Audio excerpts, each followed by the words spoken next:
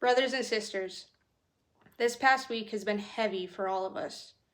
We laid our brother Paul Shoup to rest and continue to feel the weight of that loss. Through that sadness, though, I witnessed something that defines who we are. Our members came together as one to honor Paul and his family. I had the absolute privilege of serving as a family liaison and helping plan his memorial, and I saw firsthand the unity, compassion, and selflessness of this organization. Every effort reflected the heart of who we are as a union. Thank you to everyone who gave your time and energy to honor Paul. Out of respect for Paul and his family, I paused my campaign messages this past week. I wanted the focus to remain where it belonged. I know that left some of you wondering about my goals and what I hope to accomplish. My intent today is to share that vision with you.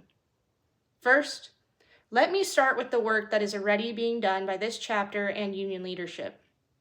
Our infrastructure continues to grow.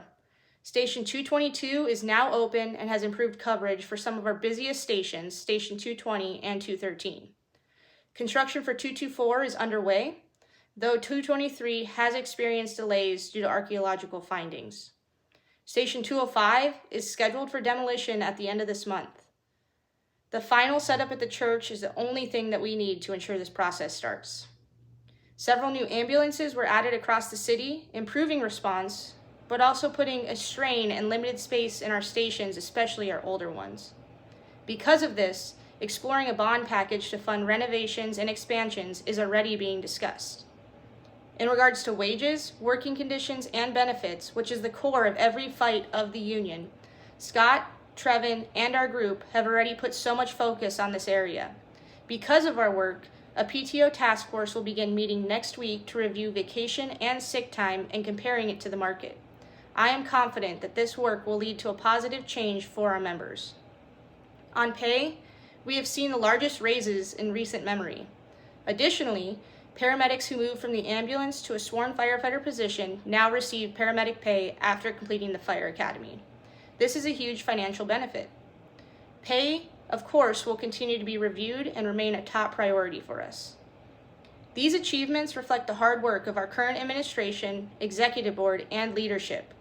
I want to recognize Scott and Trevin for their leadership and vision that made this progress possible. Now looking ahead, there is more work to do, and that work is more than just buzzwords or blanket statements. The next MOU is a top priority. Planning begins soon and negotiations will follow into next year. I plan to be fully engaged, prepared, and ready to fight for the best possible outcome for our members. Public safety funding must remain stable. Because the city has mandated another budget cut, we will need to identify solutions that protect our operations and our members. With the repeal of the residential rental tax, an additional public safety sales tax increase will likely be necessary. I currently serve on a political action committee helping Superstition Fire District with a similar initiative and will bring that same experience to this effort when the time comes. We must stay engaged in our council elections. Right now, we face a recall for our District 2 council member, Julie Spilsbury. I have been grinding away with our team to ensure she holds her seat. In 2026, 3 seats will be opening. Our success depends on having council members who continue to support public safety. I already have relationships with multiple council members and am planning to continue building on those relationships to ensure the right candidates will win. This will be essential. We'll also continue reviewing call volume, apparatus placement, and future station needs.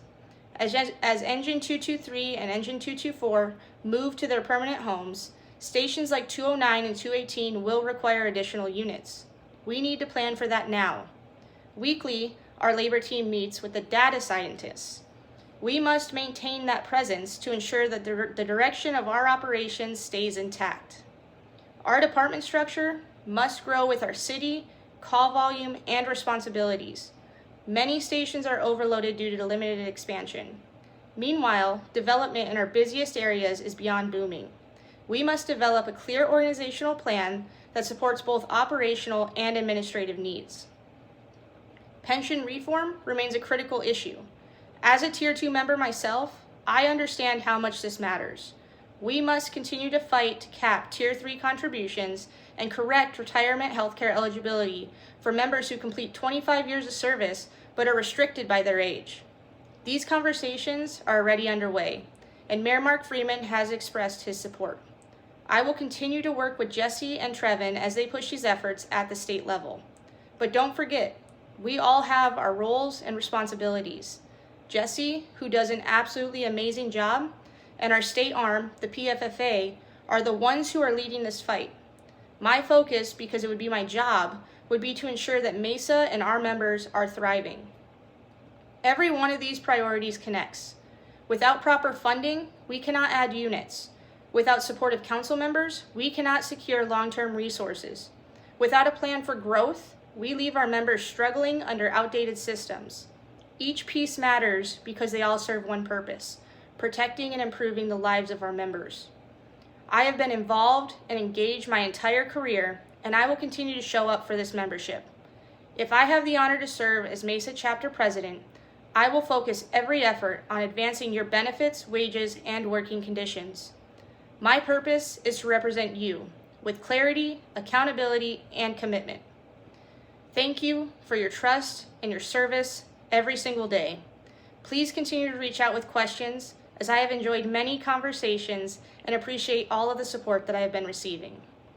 As the vote is right around the corner, if you find yourself looking at your ballot unsure of who to choose, please call me. I would love the opportunity to win your vote. Last and most importantly, vote. Ensure your voice is heard and that you choose the leader you want to lead our union in the right direction. Thank you all.